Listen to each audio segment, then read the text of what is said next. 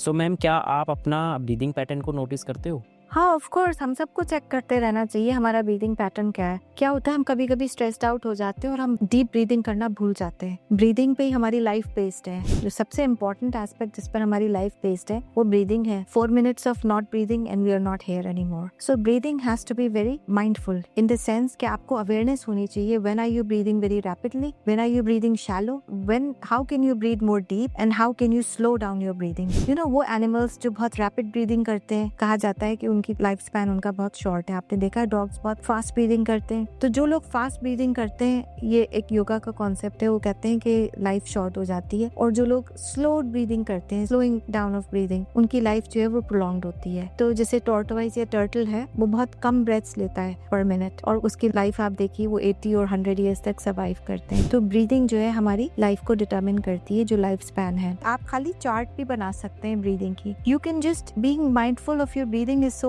Important. आपने एक pen लिया and as you're inhaling, drawing again, you take a pen and paper, you start recording your breathing on a paper. So what you are doing is, जब आप inhale कर रहे हैं तो आप एक पीक बना रहे हो, जब आप एक्सहेल कर रहे हैं तो आप एक नीचे ट्रफ बना रहे हैं। तो ये क्रेस्ट और ट्रफ जैसे कि एक वेव की तरह फॉर्म में आप इसको बना के देखें। इससे आपको पता चलेगा कि आपकी मेंटल स्टेट कैसी है। तो जब हम हाइपर एक्टिव होते हैं या किसी हाइपर स्टिमुलेटरी स्टेट में होते हैं तो हमारी ब्रीदिंग शैलो होती है और शॉर्ट होती है। हम डीप ब्रीदिंग नहीं कर रहे होते उस वक्त। तो जैसे जैसे हमारा माइंड सेटल होता है, हमारी ब्रीदिंग डीप हो जाती है और एक्सपैंड कर जाती है। सो मैम, आइडियल ब्रीदिंग क्या होती है बेसिकली? आइडियल ब्रीदिंग वो होती है जो डीप हो और स्लोड हो, यानी कि इनहेल हो प्रॉपर एक्सहेल हो, एक्सहेल लॉन्गर हो सकता है और at the same time spaced out हो, यानी कि उसका पेस जो है वो बहुत इंपॉर्टेंट है। अगर आप बहुत जल्दी जल्दी ब्रीदिंग कर रहे हैं तो आप एक तरह से हाइपर वेंटिलेट कर रहे हैं और ये फिर आपकी ब्लड केमिस्ट्री चेंज कर देता है। तो आपका इनहेल होना चाहिए, फिर एक्सहेल होना चाहिए और एक्सहेल जो है वो लॉन्गर होना चाहिए ताकि आप एक्सहेल आउट कर सकें। तो हमारे लिए ऑक्सीजन भी इम्पोर्टेंट है, कार्बन डाइऑक्साइड भी इम्पोर्टेंट है। ऐसा नहीं है कि खाली ऑक्सीजन इम्पोर्टेंट है हमारे लिए, कार्बन डाइऑक्साइड भी इम्पोर्टेंट है हमारी बॉडी के लिए। इनहेल करना इम्पोर्टेंट है, एक्सहेल आउट करना इम्पोर्टेंट है। एट द सेम टाइम हमारा जो डायफ्राम है वो मूव करना चाहिए जब हम स्लो इनहेलेशन एंड एक्सहेलेशन करें। तो जब हम डायफ्राम हमारा मूव करता है तो हमें कैसे पता चलेगा? हमारा स्टमक बल्ज करेगा। जो एब्डोमिनल बल्जिंग होती है, इसका मतलब हमारा डायफ्राम जो है वहां तक जा रही है एयर।